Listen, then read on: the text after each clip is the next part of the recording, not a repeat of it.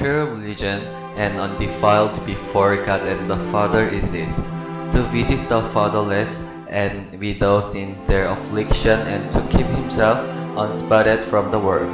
James chapter 1 verses 27. Have you ever seen happy children smile, the first toddling of baby, or enjoyable picnic with parents? These are usual looks when we think about children.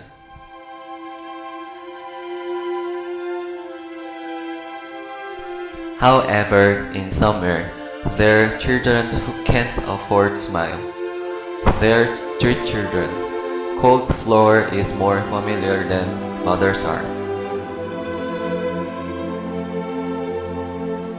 We have dream street children in the Philippines. Philippines is a country in Southeast Asia, in the Western Pacific Ocean. Although it's quite industrialized, Philippines is still a developing country and defined as a third world country. 40% among entire population of Philippines, which is 91 million people, is in poverty. GDP is $3,300. Especially the effect of poverty is great to children. 4 Filipino children under the age of 5 die every 30 minutes because of poverty. 20% of Filipino children aged 6 to 15 are out of school. They work instead of studying and playing. This is not the school. They poor. Do they have a parent? Yeah. But they're just not, just they can't get schooling. Yeah. Because they're not available to give the These education. are the mother and the father. These are the parking girl and parking boy there. The middle class Filipino job is usually market vendor, tricycle driver, and parking man, or roadside stand worker. This time we are able to meet actual street children who are begging at the street. Where do you sleep at night? There? Your daddy? Where's your daddy now? He died? They died? Really? We inquired a senior what she thinks is a factor that causes street children. They're actually not well educated. What do you think about it? Do you guys... Because Oh. what you are asking, because they are poor to be entered into education. But their parents trying hard to give them an education.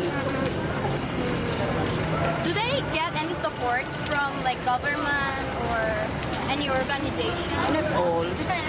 Only the community of the church or the community of the certain people like that. One of the street kids was willing to bring us to his mother, whom he said was a clothes seller. We followed them and we ended up at a game room. It seems that they couldn't develop morality which they should learn at school. We visited Preda organization which helps street children. At there we could get more realistic situation by interviewing information officer. So Preda Foundation is a charitable organization. We are a non-government body. The parents of the children are the ones sending them to streets to beg. It's, in a way, it's to help, the mother. If, for example, if the mother or the father is vendor in the market, he sends out the kid, and then the kid begs for money, and all the earnings from it will be given to the mother to support their living, something like that. So that's the scenario. And then, all of them are not going to school, and although we have a public schools here, are willing to accept them, but it's just for the mother, it's better that the kid is with them or helping in the market or sometimes begging, because rather than going to school, and they can support the child anyways. And community factors, it's the mentality of the people. We need to be empathetic. We need to empathize with people. Support one another, is the basic concept of community support. It's very important in upbringing children.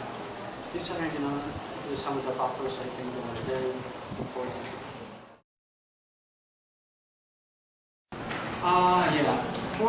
The beneficiaries of the program, first, the girls whom we are helping, they are victims of sexual abuse.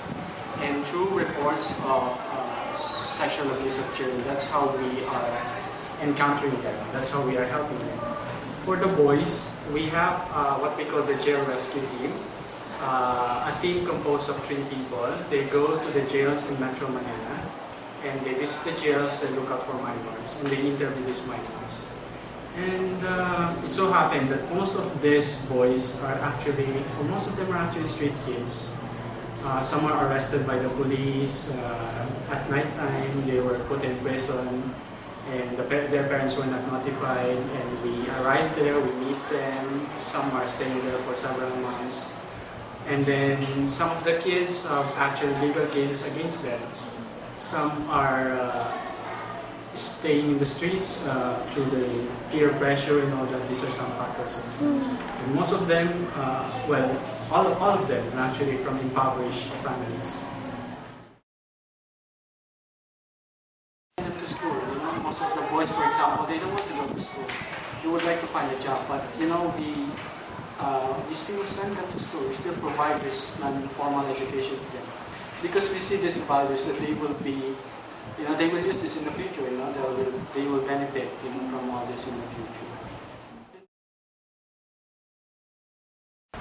No, zero support from Philippine government. We are dependent on the private funding, special donors. Some are funding agencies, charity agencies in Europe. Most of them are based in Europe. Germany, Ireland, Netherlands. Well, there's a lot of organizations in the Philippines. These are social welfare organizations. But I say it's not enough. And you can, you know, well, of course, you know, the rampant corruption in the Philippines and money supposedly given to public welfare is not, you know, given directly to them, or sometimes there was a cut-off. In the government social welfare department, I mean, there's too many social problems in the Philippines and they can't really handle everything. It's a good government. We still hope, you know, that there will be change in social welfare services, you know, that the government will see this as a priority.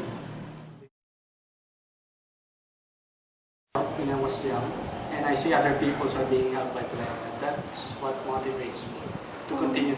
But, you know, as long as you're happy, that's the thing. You feel fulfilled with what you're doing, and you see other people are being helped, and you know, they have a bright future ahead of them, so that's a good thing, the feeling, fulfillment. To overcome unimaginably poor condition, the cycle of poverty should be broken. We believe that the key solution for this problem is education and providing jobs to parents of those street children. Even in bad condition without any support from government, our children still have dreams. Doctor, teacher, police, basketball player. What can make their dream come true is not only financial funding, but also our warm hands. Look around. There are children waiting for your help just beside you. Show your love before it's too late.